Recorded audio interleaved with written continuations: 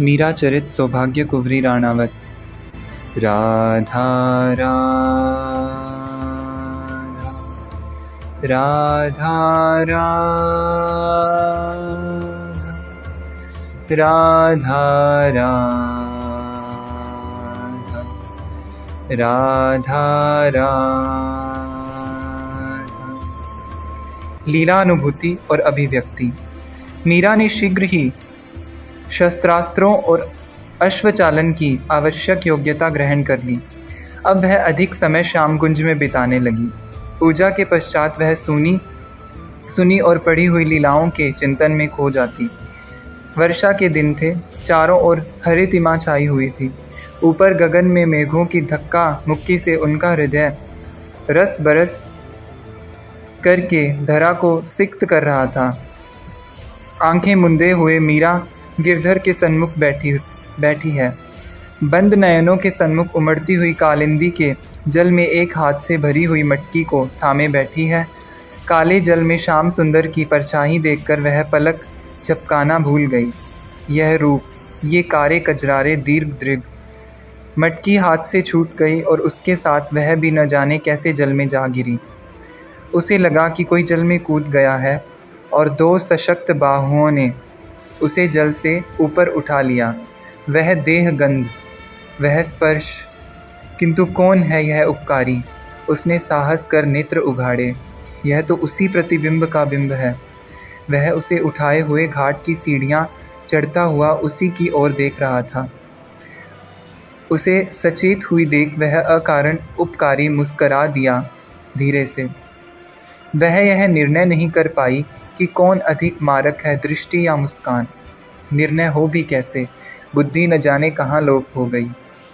लज्जा ने देह जड़ कर दी और मन, वह हत्यारा, उसकी बात न पूछो। न जाने किस जन्म का बैर लिया, अपना स्थान छोड़कर उन बड़ी बड़ी आँखों में जा समाया। ऐसे कैसे जा गिरी जल में? लाज के मारे जीभ खुलती ही न थी। कैसे, क्या कहें? शिला के सहारे उसे बिठाकर वे घड़ा निकाल लाए जल से। समीप रखते हुए बोले, थोड़ा विश्राम कर ले, फिर मैं घड़ो उठवाए दूंगो। कहाँ नाम है री तेरो? बोलेगी नाए? मुँह पे रुष्ट है? भूख लगी है का? तेरी मैया ने कछु खुवायो नाए? ले, मुँह पे फल हैं, खाएगी? उन्होंने फेंट से बड़ा सा अमरूद और थोड़े जामुन निकालकर मेरे हाथ पर धर दिए। ले खा। मैं क्या कहूँ, मन प्राण देह सब अवश हो गए थे।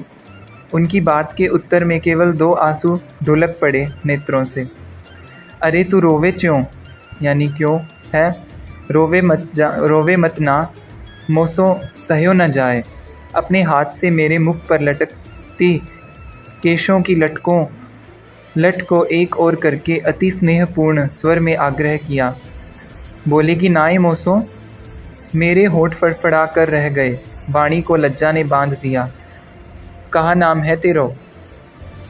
मीरा। बहुत खींचकर कह पाई मैं। वे खिलखिलाकर हंस पड़े। मुझे बाहों में भरकर बोले, कितनो मधुर स्वर है तेरो री। देख, तेरे बोलते ही मेघ बरस उठे। शीत तो नहीं लग रहा? ले यह। श्याम सुंदर कहाँ गए प्राणाधार? वह एकटक चीख उठी। समीप की फुलवारी में बैठी चंपा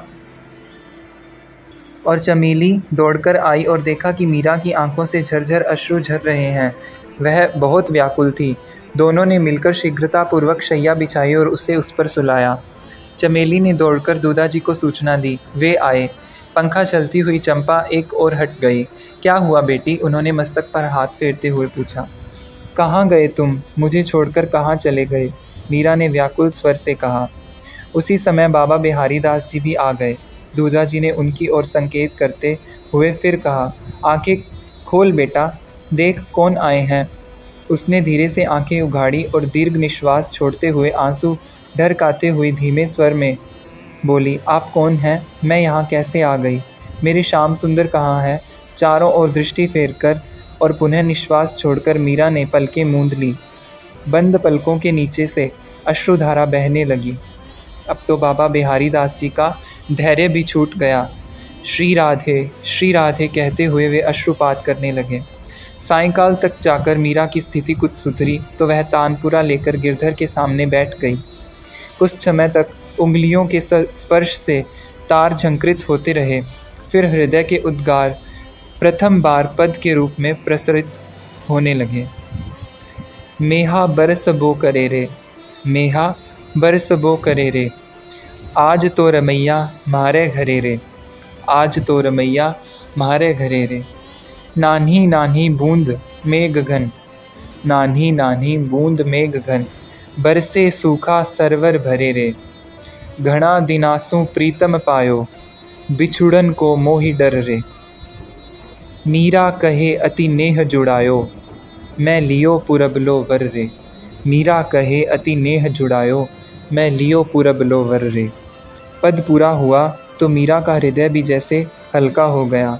पथ पाकर जैसे जल दौड़ पड़ता है, वैसे ही मीरा की भाव सरिता भी शब्दों में ढलकर पदों के रूप में उद्यम होकर बह चली। मेरे नयना निपट बंक छवि अटके, मेरे नयना निपट बंक छवि अटके। देखत रूप मदन मोहन को, पियत पियूख न भटके। बारिज भवा अलक टेढ़ी मनो, अति सुगंध रस अटके। टेढ़ी कटी टेढ़ी कर मुरली, टेढ़ी पाग लर लटके। मीरा प्रभु के रूप लुभानी, गिरधर नागर नटके। मीरा प्रभु के रूप लुभानी, गिरधर नागर नटके। मीरा को प्रसन्न देखकर मिथुला समीप आई और उसने गलीचे को थोड़ा समेटते हुए सम्मानपूर्वक घुटनों के बल बैठकर धीमे स्वर में कहा, जीमन पधराऊं, भोजन लाऊं? आहा मिथुला, अभी ठहर जा, अभी प्रभु को रिझा लेने दे। कौन जाने ये परम स्वतंत्र कब निकल भागे।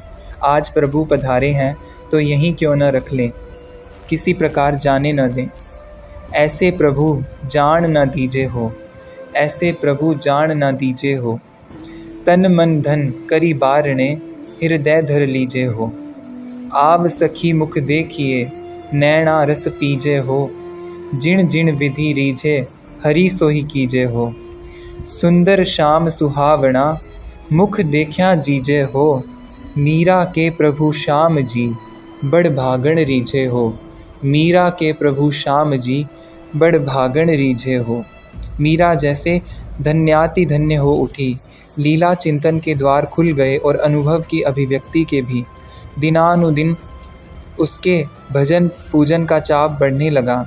वह नाना भांति से गिरधर का श्रृंगार करती, कभी फूलों से, कभी मोतियों से, कभी जरी के जगमगाते वस्त्रों से और कभी पतले हल्के मलमल के सादे वस्त्रों से।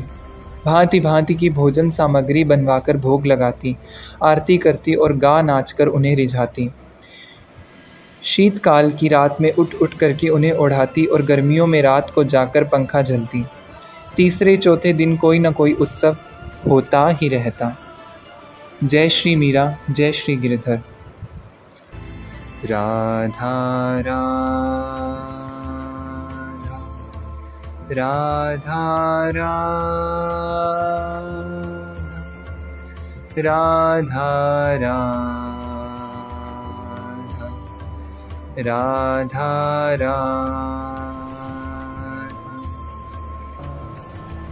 जय जय श्री राधे, जय जय श्री राधे, जय जय श्री राधे श्याम।